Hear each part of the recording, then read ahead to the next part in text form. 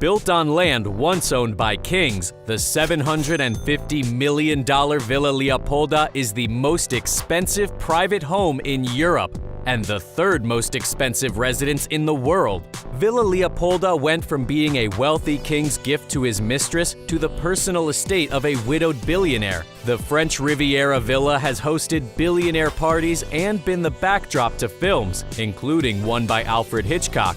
Renovations have kept the property's rich history intact while adding modern luxuries like a helipad, massive pool, and even a bowling alley.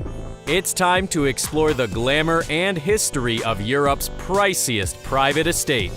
This is Villa Leopolda, a large detached villa in Villefranche-sur-Mer on the French Riviera. The villa is situated on 50 acres of lush grounds between Nice and Monaco, two areas frequented by the rich and famous. The breathtaking estate is surrounded by greenery with sparkling views of the Mediterranean. Before we head inside the epic property, let's clarify its title as the most expensive home in Europe.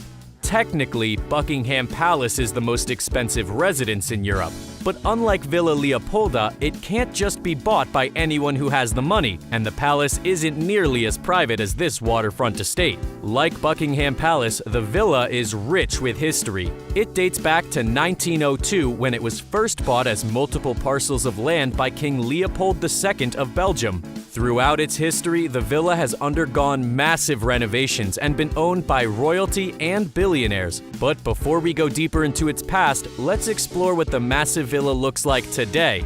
At the time of making this video, Villa Leopolda is estimated to be worth $750 million. It's believed to be the third most expensive residence in the world behind Buckingham Palace and Antilia in Mumbai. The villa features more than 80,000 square feet of excessive luxury. The main house contains 11 deluxe bedrooms, each with its own elaborate private bath and outdoor terrace. There are 14 bathrooms inside the lavish abode.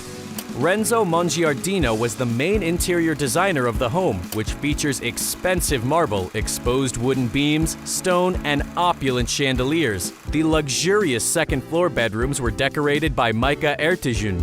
Though few pictures of the interior have been published, it's reported you can also find a bowling alley, several dining rooms, a number of kitchens, and even a movie theater inside the expansive home. As expected, the villa is decorated almost like a museum, with valuable marble and old-period artwork as well as well-stocked libraries.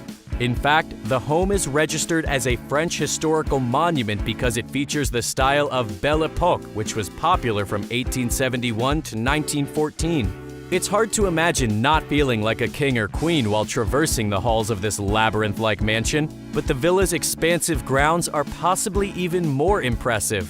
Villa Leopolda's sprawling 50 acres of land offers sweeping views of the sea, with the house and many of its terraces overlooking a picturesque forest that keeps the property pretty private. The grounds include 1,200 trees of different varieties that are maintained by more than 50 full-time workers. There's also a large greenhouse on the property and multiple outdoor garden areas, including serene private courtyards. Of course, the first thing that pops when you look at the aerial photos of the property is this stunning blue pool. It's surrounded by the perfect lounge area for relaxing and catching some sun. There are both covered and uncovered seating areas out there. They're decorated with perfectly manicured hedges and opulent stone statues. You'll find the entrance to the pool house behind the main covered seating area. If one gorgeous outdoor pool isn't impressive enough, you'll be pleased to hear that there are reports of additional pools inside the mansion. On the opposite side of the house from the main pool is another large man-made body of water.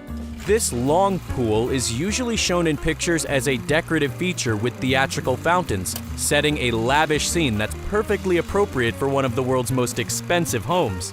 Other amenities found on the property include a guest house, a sports court, and a helipad located next to a large garage. The property is packed with paths, exterior staircases, and terraces, allowing the villa's lucky owner to easily traverse and enjoy the incredible grounds.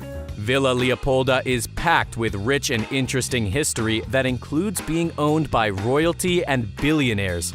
While Villa Leopolda as it currently stands was designed and built from 1929 to 1931 by an American architect, Ogden Codman Jr., the land was once owned by the King of Belgium.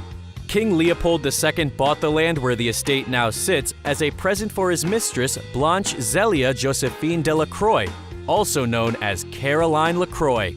He would escape there to see his mistress and enjoy his time by the water. Eventually, the villa was named after him. After Leopold's passing, Blanche de la Croix was evicted from the property and a new king moved in, King Leopold II's nephew, King Albert I. By the time Codman got his hands on the property in the 1920s, he was ready to completely reimagine the estate. He studied European architecture for months and then traversed across France and Italy in search of inspiration. Once back from his journey of discovery, Codman started building. He created the main house to have two distinct wings and added plenty of terraces. He was also the one who installed the large swimming pool outside of the north entrance.